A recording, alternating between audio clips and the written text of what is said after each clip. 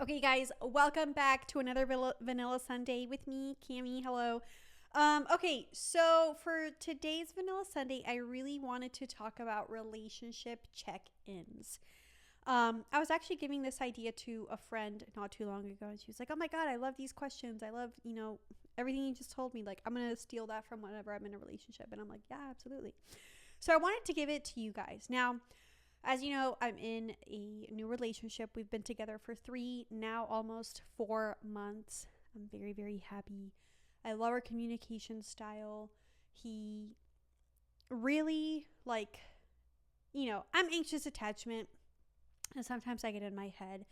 And he really makes it a point to make me feel comfortable and find a solution to a problem the minute it pops up. So I love that about him. I love how we talk things through when things come up, etc., etc. Now, I remember when we were coming up to our 3 months, I was like, okay, I want to do a check-in. I want to see how we're feeling, things like that. And he was like, and I was like, hey, I just wanted to, bring something up now that we're, about to hit 3 months. Would you be, he was like, am I getting broken up with? I'm like, no, stop. I was like, would you be open to, doing a check-in where I come with my own questions, you come with yours, and we ask them to each other and we answer them for each other or for ourselves. And yeah, we just see where we're at in our relationship for 3 months. So I really liked, and he was like, okay, yeah, I'm open to that. And I already had some questions prepared, and he was like, can you let me know what kind of questions you have in mind? That way I know what you're looking to maybe the questions that I need to come up with. So and I gave him a few examples of other questions, but I didn't outright say all of mine, because I wanted the questions for each other to be a surprise. So if you're doing a 3 month, or if you're doing a relationship check-in, now we're going to do our check-ins every 3 months. And I haven't really decided whether we'll ask the same questions or maybe we'll find new ones. We'll see. But for now, I'll give you some of the questions that he and I used for our first one. So starting with mine, Okay, so for my questions, now here's the thing: whenever you're doing a check-in, a relationship check-in, obviously you want to get to the nitty gritty, right? You want to know if something is wrong or festering or something needs to be discussed, but you also need to highlight the positives. You need to, one of my old bosses when I used to work at Hyatt taught me, especially when you're having a hard meeting, start with a positive, have the hard conversation, end with a positive. Tima kind of does the same. Start with an appreciation, go into a metric, end with an appreciation, right? Because overall, when you're having a hard discussion with someone, you want to start with a positive, go into the negative or whatever, and then end with a positive, just so that the other person and yourself feel good about the conversation, right? So here are some examples that you can use for your relationship check-in. I had 6 prepared. First one, list 2 things that were a highlight for you during the last 3 months. 2, what are some areas of improvement in relation to the self, maybe something you can improve, as yourself for the relationship, or to the relationship itself. So maybe what do you two together need to work on, or what are some areas of improvement there? 3, is there something you've struggled to say and would you like to say it now? So that was my hard one. 4, is there something in particular you hope we can focus on in the near future? Near future being 3 to 6 months. 5, what do you look forward to? And then 6, list 2 things you appreciate / have loved / have seen improve that's made you happy. So those were my questions. So I asked him those questions, he gave me his answers, and then I answered those questions for myself. Now, He had, for his questions, he already had his responses written out. I wanted my responses to be more from like in the moment. Now I had like a general idea of like some things I wanted to bring up for each one, but for the most part, like I just wanted to come like straight from in that moment.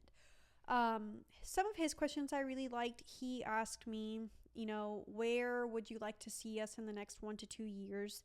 He and I had very similar responses for that. What that made me really happy. And then he, like for long term, he was like, where would you like to see us in 5 years? Which I thought was another really good question. And we both answered that very similarly. So from that check in, like one thing that I really took away from it is that we both had like a similar plan for like the next 2 to 5 years for our relationship. And that made me really happy. He also asked me similar questions regarding like, favorite memories from the past 3 months, things like that. So overall, it was like a really positive check-in. I loved having that discussion with him. It was a really like nice, intimate moment. And, yeah, I look forward to having another one with him in about 2 months. So yeah, we'll do it usually like once a quarter, I think would be good, especially for like the first few years, and go from there.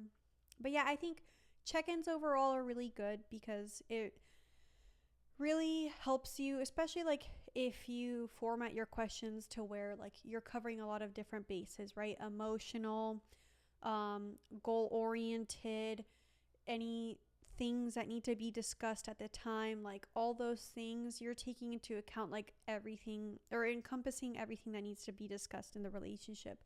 And then you can feel safe, especially for you anxious girlies like me.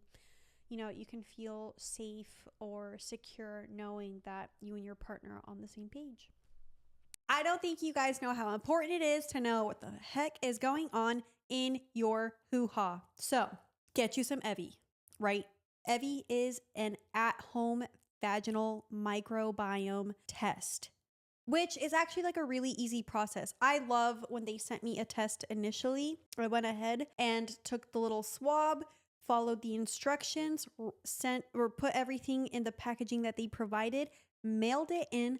I got my results back, and then they sent me a link to schedule a one-on-one coaching call to basically go over the results, which honestly, for like what you're paying, I think is a great value. Oh, absolutely. I mean, because I think whenever, there's other testing platforms where it's like you get your results and you're like, what is this?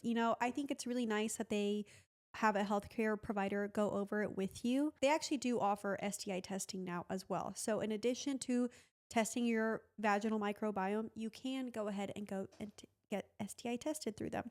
So go to evvy.com and use code DTFAM10 for 10% off your next Evie test. Well, you know what's funny? I was just talking to a friend today because her and her husband have been together for quite some time, and they've had a lot of roadblocks in their marriage for like the past, I don't know, 2, 3, 4 years. Especially as they've like had children and just being in life, right? I met her in college, and by then she had already been married to him. They got married by then she was engaged and marrying him. I was at their wedding. And we were just kind of like, I was asking her some questions, and she started going to therapy, and he hasn't like really put that much work into, his emotional, or at least like fixing his emotional traumas and things like that.